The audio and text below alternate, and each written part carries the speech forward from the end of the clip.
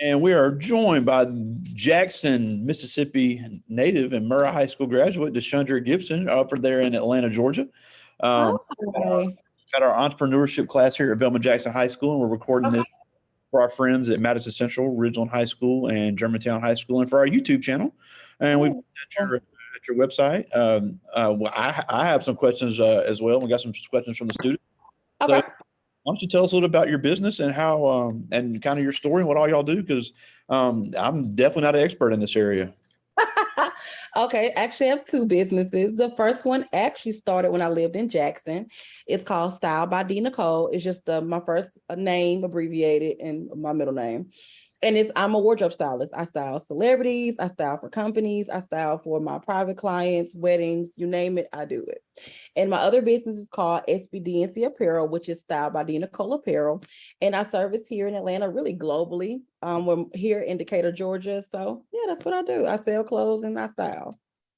Yeah, and we were looking at the Style by D Nicole website, and I saw that there's a subscription service, and you deal with a lot of content creators, people that are on Instagram, people that are trying to get styles out. So it's kind of like a business to business type business, or how exactly does that work? Well, everybody can't afford styling services. My styling services range between $200 to $500 an hour, and that can be a bit pricey. So for the subscription service, it allows them to pay the fraction of the cost to get outfits created by me. The only catch is they can't tell me how to style them, but I try to give everybody really nice looking clothing, quality clothing, styling that makes them look really good, because not everybody has that gift of styling gab. And so that allows that aspect to be available, because you want to have quiet luxury, soft luxury, affordable luxury, and then a luxury. You want to be able to pretty much give everybody an opportunity to get something of what you're serving. Yeah, and when it comes to that type of business, because I'm obviously not an apparel expert, I'm sitting here wearing Okay. a T-shirt from the office. So how important is it? In our class, all these students are going to come up with an original business concept. Right. So they have to come up with something that they can profit off of, but something they have to know about. So how important is it? Let's say, somebody says, I want to do styling. I want to have an apparel company.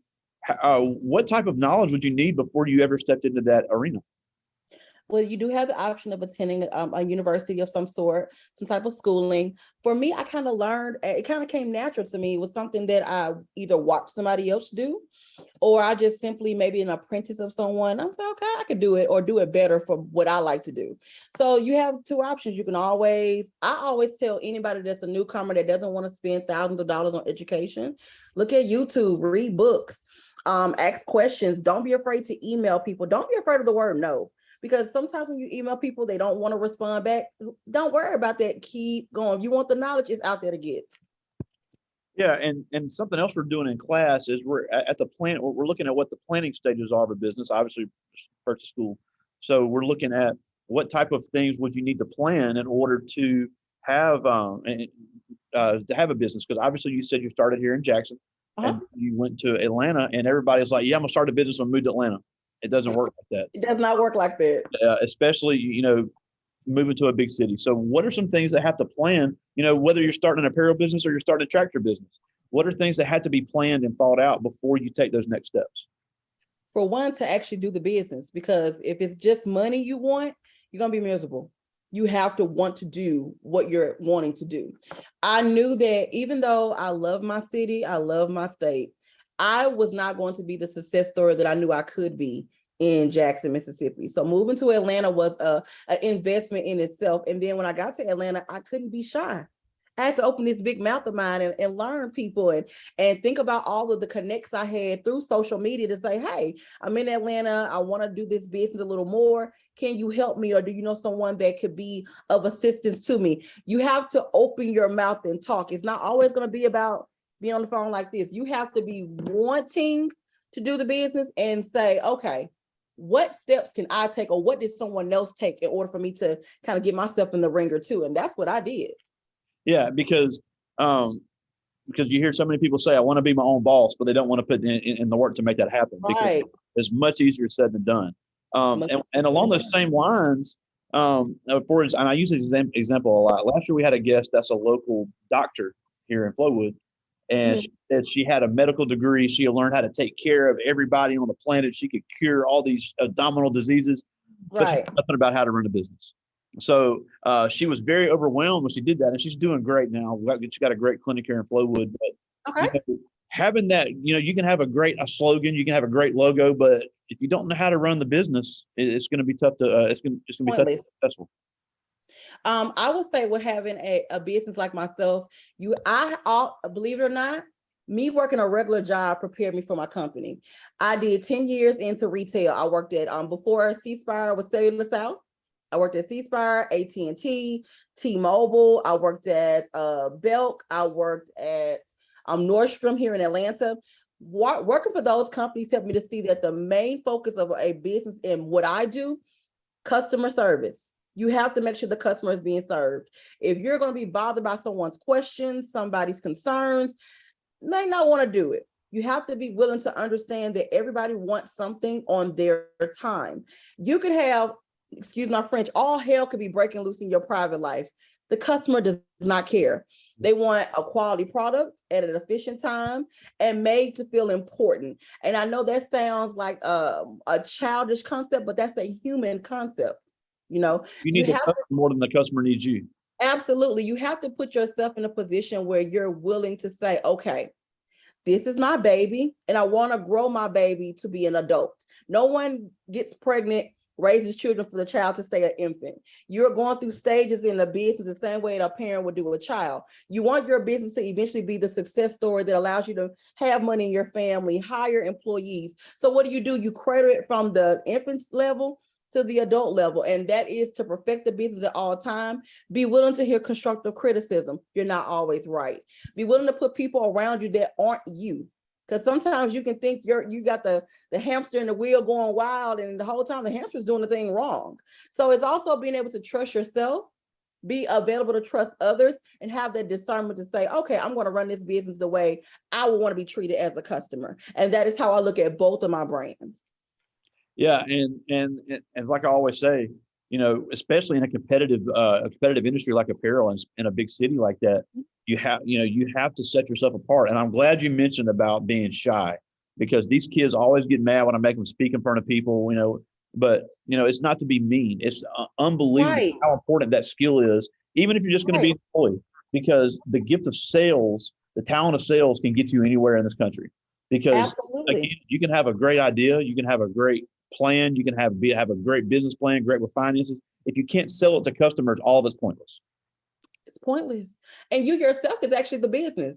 I don't do as much now. I'm slowly getting back in front of the camera. I'm a behind the scenes kind of person, and I'm an introvert. So any of the students that's listening, trust me, I can be shy. I can be socially awkward where I don't want to speak. I don't want to be bothered, and that's okay. But when you're selling a product or you're selling yourself as the product, be confident in who you are. You are one individual. It does not matter if, let's say you want to sell t-shirts. There could be 10 billion people selling t-shirts. They're not you. They don't have your expertise in your own way. They don't have your personality. They don't have your style, your flavor. So sell yourself, talk. And even if a teacher tells you to get in front of a class, do it with confidence. Hi, I'm so-and-so, and this is what I'm selling. You will convince yourself, not only that, your audience to that believes in what you're selling. Absolutely. Yeah, and I always say, like, even I always use a hairdresser as an example. So, or mechanic. Because we got a couple guys in here that have done some mechanic stuff. Okay. But, if something's wrong with somebody's car and you have to fix it, how are you going to tell them what's wrong with it? How are you going to tell them how much it costs? That's not a time to be scared, especially when it comes to this. Listen, and even when it comes down to you telling your prices, do not be afraid of a person saying, oh, I don't have that right now. Everyone is not going to be your target audience. Everybody's not going to be who you need to convince. Still walk in with the integrity and the confidence to know that I'm selling this. This is what I'm about. If you can do it, if you can work with me, great. If you can't, all right, that's still okay too. And still also, I would say this, treat everybody as if they're the best customer that you ever had. Never make anyone feel bad if they don't have the amount of money that you need them to have, or they're not coming at you the way you want them to. Treat everybody with respect and common courtesy.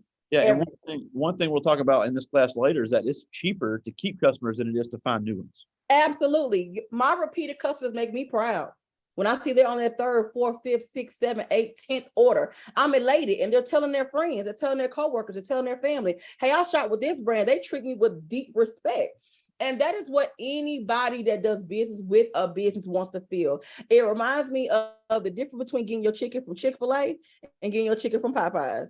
They taste totally different, but guess what? It's going to be one's going to make more money than the other due to the customer service, how they make their customers feel, how quickly they get their order in and out, and the staff that they hire. It's all an equation to be in a successful recipe for a great business. Absolutely. And that also be in the training and the culture and how your employees are handling stuff, because Absolutely. and we'll get into all that in this class as well. I just don't know it yet. Now I'm glad you did mention prices, because one thing, especially with these teenagers, and you see this a lot with Black business owners, that they want to be all they're thinking is, how can I just be the cheapest? I just want to be affordable. And I tell people all the time, because we've had a few kids come out of this class that have started their own business. I'll say immediately, you're not charging enough. You're not charging enough. And that's such a easy trap to fall into, because a 16, 17-year-old is thinking, I've only got $20 in my pocket. You have to think bigger. You have to know what you're worth, what your time is worth, and who you're trying to reach. So absolutely, what have you done to overcome that? Because obviously with 2 businesses now moving to Atlanta, you've done something right. I never was afraid of my price point. Either people were going to pay for it or they weren't. I do come from a family where we spend a lot of money. Both my parents made plenty of money, and we spend a lot of money. So I saw what people were willing to pay for. So I know that, and for me, as I said, with the subscription service that I presented, not everybody can afford for me to come to their house and style them for 4 hours and write a $2,000 check. But if that's my rate and you can't afford it, that's fine. Again, even when you feel pressure to be the cheapest, don't make your price point what it's supposed to be, charge accordingly, and over deliver. Don't be the type of business where you're charging high prices and you're under delivering in your customer service and the way you're treating your customer. You're not hearing them completely. No. Your goal is to always price high, overperform. Yep. So go ahead. Yeah, and the term I always use is perceived value. So if you think you're getting more, you're willing to pay more. If you get just a little bit something extra, and we had a guest Wednesday, we talked about packaging. Having a really cool package you can put that they can put on Instagram, they'll pay a few more dollars for it. Absolutely. Or if you add just a little personal touch, a dollar per item, that adds up in a hurry, and then you really haven't cost yourself a lot of money. Right. I actually do have personalized packaging for my business. I'm not gonna lie, the bigger it gets, the more I've been kind of like slacking on that a little bit. But I love that when they get their t-shirts, their hoodies with my apparel line, they get a card from me. They get a 20% off code. They get a cleaning card to show how to clean the product, and they also get a return exchange part too. I always thought about, if I bought a package from Coach, Saint Laurent, or whoever the brand is, how do they package their items? I actually need to be exactly the way they are. It doesn't matter if my hoodie's only $50. It doesn't matter if a t-shirt's only $30. Guess what? It's other people selling it for $20. I've had people steal my designs and sell it for cheaper. Doesn't matter to me after I see that cease and desist. But the whole point of the matter is, it's still me giving my customers what I believe is top quality. And you become connected with your business, whether you are a hairdresser, a mechanic, you can make watches.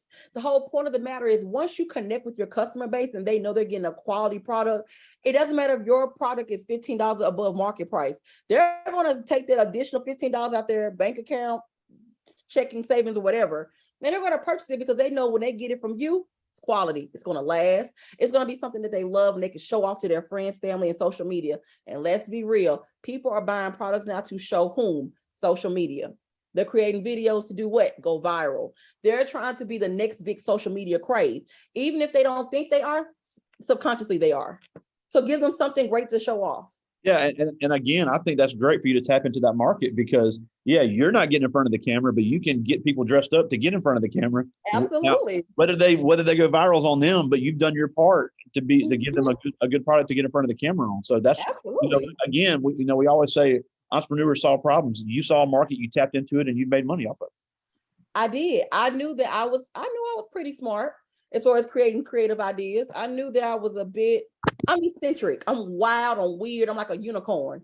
So again, like you said, business is about finding a problem, creating a solution.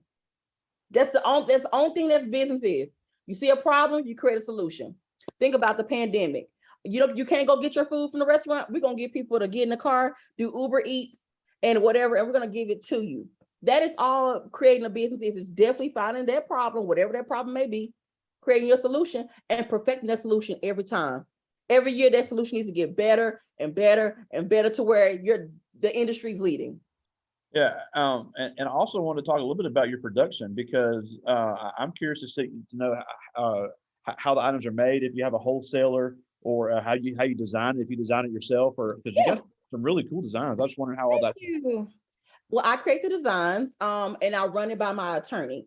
Now that is important because anytime you're dealing with apparel, you have trademarking and copywriting because anyone can easily take your slogan off a t-shirt and do it. If it's not protected legally, there's nothing you can do about it. I can create something tomorrow, put it on a t-shirt and it goes viral. If it's not protected under the USPTO, it's fair game. So I'll create something, run it by my attorney. He'll say, hey, you want to go ahead and do the trademark market? I can say, give me 30 days. Let's see how it tests. If it tests well, and I say, okay, cool. Even if someone already stole the idea from me, doesn't matter. I'll put the money in, get a trademark, get the processing going. The process takes between 6 months to almost 2 years. So even if something is hot in the grease, it still may not get protected as quick, but that's a risk you take in business. Then I take it to my print partners. We have a distribution center here in Atlanta. We pick up all the inventory. They'll take the file. We'll do it out in either screen print or vinyl, depending on which one makes the shirt look better. We lay it on the shirt, get it. It's called mass produced on a smaller level because I'm not doing like 20, 30, 50 million orders a day. It's over a span of a month. And then we take the clothing, we fold them up, package them, put it in everything with a customer, get everything signed off with it. They receive it at their door within between 3 to 5 business days, 1 to 2 business days, and shipping. Wow. It's run off Shopify. And if anyone of you know anything about Shopify, we all use it. Fashion Nova uses Shopify. I use Shopify. A lot of people with e-commerce businesses use Shopify. It is one of the best platforms to use, especially if you have trademark product. But that's something you get into once you get a business going. And I know it takes a lot. It's a lot to digest at one time. It's actually not. It just, when you learn the business that you want to be in, you have to learn all the ins and outs. It's very good to have legal representation. When I tell a brand, hey, I have a lawyer, I don't want to get them involved, but if I have to send a cease and desist or I have to sue you, they're going to take over. When they find out that I'm not lying, they are like, okay, let's go ahead and not play with her because she's the real deal. You do not want to go in business blind. A LLC only protects you for so far. Yeah. Anything outside of LLC is pretty much dog eat dog. So you want to make sure you have legal representation. You have the money to actually have the business, and that you are clear about what exactly it costs to run a business and how much profit you need to in order to live a sustainable life. Yeah, and if you can't afford a full-time accountant, there's more and more of these small businesses. Absolutely, I have an accountant. Like I've actually had another guest before who's in Montclair, New Jersey, and she specializes in doing bookkeeping for minority female-owned businesses. Mm-hmm. So, and she's a lot cheaper than hiring a full-time person. So there's things out there that gear businesses to make money easier to manage. Absolutely. That's another thing. Also knowing how your money is being spent. And I'm going to be honest, as a Black business who does significantly make 6 figures a year, that is a rarity. It does not always happen like that. So I always tell anyone that starts a business, if it starts out slow, keep it going. Think of your business as a relationship. Do you give up on your relationship because it gets hard? No. You weather your storm. And then you get to the sweet spot. Then you get to the proposal. I'm in 5 years in with my business. So now we're on honeymoon. We passed the honeymoon phase. We're now in a real marriage now. So you do what it takes to have something, have longevity. And that is what I did. Yeah. And along those lines, you said you're 5 years in, but you still have not opened a brick and mortar spot. And I know on your website, it's getting ready. Yeah. I know your website, you've hinted at it, but you see a lot of people in the apparel business, they want to jump and have a brick and mortar immediately. That's not always the best idea. Not always the best idea. You don't think about the overhead, how many businesses have to close. And I tell anybody, even with children, because sometimes it's hard to comprehend what's going on. Even during COVID, so many businesses had to close. They could not keep up with the upkeep of a business and people are at home. So if it's me allowing me to I have a warehouse in my townhome actually. So my downstairs, I don't have a regular townhouse. You walk in my house, you're like, wow, this is a whole, it's a warehouse. It's apparel stored here. My assistant comes here, my workers come here.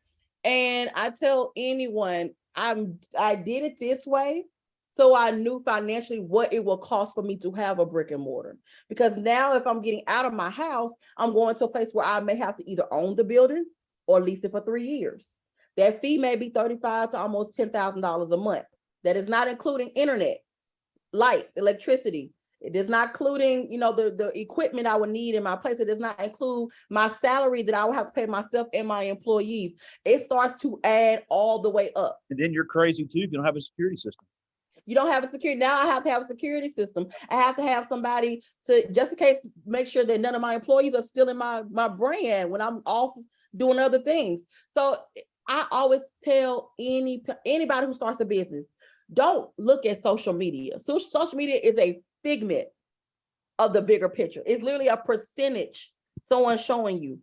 They're showing you 10% of greatness, not the 90% of hard work that's in the background. Take your time. It's no rush. There are some businesses that don't do well until their 10th year. It just so happened I hit my first 6 figures year 2. But what if I didn't hit 6 figures at year 2? I'm looking for year 3, year 4, year 5, year 6, year 7. Whatever year will be considered my sweet spot until I got to a place where I can say, okay, what's next? Yeah, and there's also, especially in the Atlanta area, and even around here, there's always trade shows and conventions that are looking for vendors, to do pop-up. Always. And that, in that way, you have your face-to-face interaction, but you're not having the full-time commitment to having a brick and mortar spot. Absolutely. And you can give the customer parts of you. No one remembers how it was until you met them for the first time. And if a person meets you at a trade show or a pop-up shop and you were pleasant to them, you were helpful, you had great customer service, they're going to forever remember that. They're going to also remember if you were a complete, anything unpleasant. Yeah. So I would tell anyone, take your time and start out. Just because you have big dreams, I mean, you have to start out big. You can start small and grow into that big dream. Yeah, absolutely. Now, and also, obviously, I'd love to hear about some of the struggles of being a Black business owner, because obviously, and you went to Murrah High School, and then you've gone to Atlanta, so you dealt with it in Mississippi and in Georgia. So, so what are some things that that especially the ones with me now, or in some of the females that I'll watch this later, that they can do to overcome that type stuff? Because obviously being a Black business owner has a whole nother set of obstacles in itself. It does. I think you're going to run into people not necessarily seeing the value in what you sell, or they'll say, well, why am I paying that much? I've been a wardrobe stylist for 10 years. You're not paying for my name. You're paying for the 10 years of expertise that I have. And anytime I get a customer or a potential customer that wants to kind of lowball me on my fee, I love to say this. I work with Disney. When I told Disney my fee, they didn't complain. They sent the check. And when I say that, they're like, oh, you work with Disney? Mm-hmm. You can do your research. You can go on my Instagram right now. Look at about last year. It says concert sponsored by Disney. That means that a company that we all have grown to know and love and seen films from saw my worth. Wow. And was like, you know what? We're going to pay her. And I tell anybody that works with me that say, hey, I don't know why I'm paying $1,700 for your styling service. I don't know why I'm paying $5,000 for your wedding styling services or $10,000 for your wedding styling services. I said, well, that's fine. You don't have to see the value, but just understand this is my rate. And I want to style you to the best of my ability and be able to make you excited about what I can present to you. But if you don't want what I'm serving, that's perfectly fine. The door is open for you to leave and someone else can come in. Do not feel pressure to lowball yourself. Every deal that comes your way is not the best deal. Make it make sense. Now, if a company were to come to me and say, okay, Ms. DNicole, we want to work with you, but we're kind of low on cash right now, but you're going to get a lot of TV sponsorship. We're going to be on this TV show. They're going to know your name. They can know all that. You got to sit there and be like, well, how is that going to benefit me? Prime example. It doesn't. I also work with celebrities. Now, I have celebrities that send me emails all the time. I would love to wear your t-shirt. And I have those celebrities that buy it at my store. One of my first celeb clients that wore a shirt is my red lipstick and a t-shirt. Yep. Was Tammy Roman. She wore it on Basketball Wives. Oh, wow. That is what got me started with one of my popular designs that has made me lots of money. And I look at it from the standpoint is, if you want it, you'll pay for it. Now, again, unless it makes sense, because sometimes a bartering service does make sense. Like if I'm working with a designer or if I'm working with a photographer and I'm like, okay, I'm getting these photos too, right? I'm getting these videos too, then great. But if it comes down to you just wanting my stuff because you don't want to pay for it and you're going to use your status or your, oh, I'm so-and-so's wife or I'm so-and-so's, I don't care. Because I can't go to the cab waste and pay my water bill. That's a very short list of people. Very short list of people. I can't pay my bills by IOUs. Like, oh, she said she gonna shout me out on social media. It doesn't work that way. No. And I understand that it can be traumatizing, not being a woman of none color. If I was a white woman with this styling business, I'm sure it would run a little more smoother, or it might not have as many hurdles. But that is not, I don't ever wake up in the morning and think like I'm a black woman with a black business. I never think like that. I say, hey, my name is DNicole and I own a t-shirt business, I own a styling business. Come get served by me. Because at the end of the day, to me, it's not necessarily about me being black. It's about me being in myself, in my own right. It just so happened to have the privilege to be black and have this business. That's awesome. And before I get to the students' questions, I did want to ask about: do you have any plans for any product expansion to any male? Any male style as well. We actually are shooting a commercial Sunday, and we're going to be expanding to the male audience starting in September. So wow. I did hire a brand manager, and we're going to do some new things. I'll probably start new production of more apparel starting in 2023.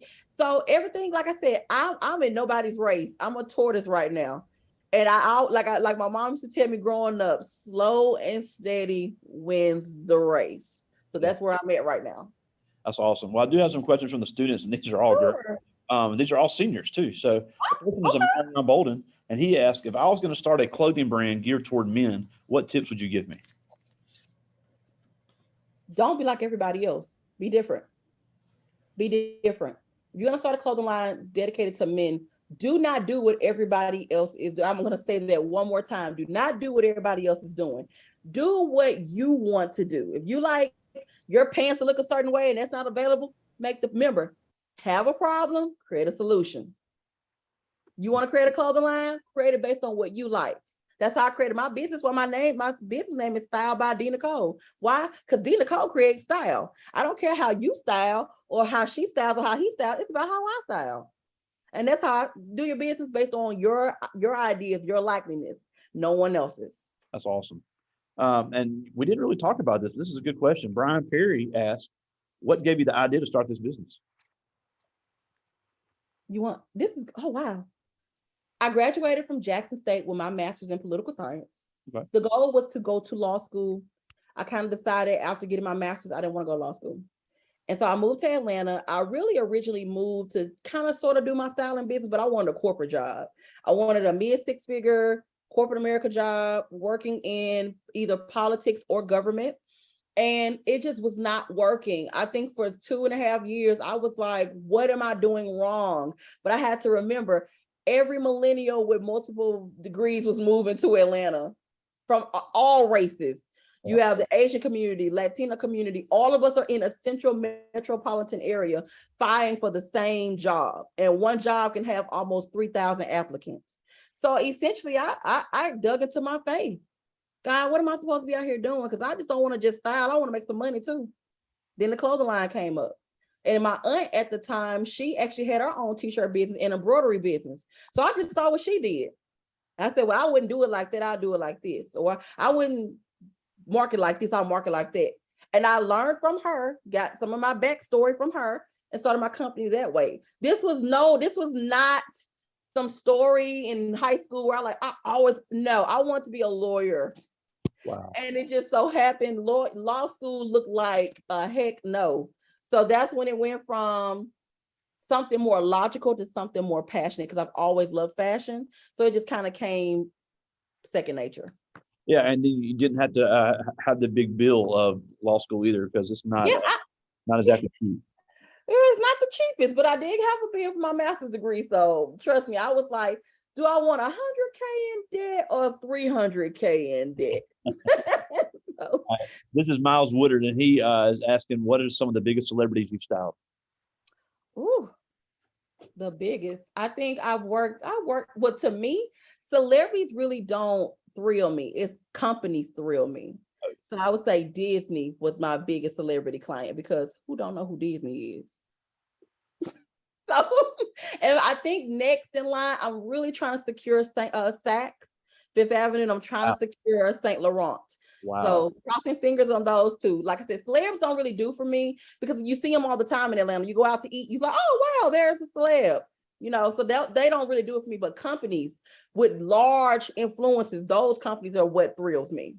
Yeah, but are there any that they would know that you've styled before? Anthony Hamilton. Oh wow.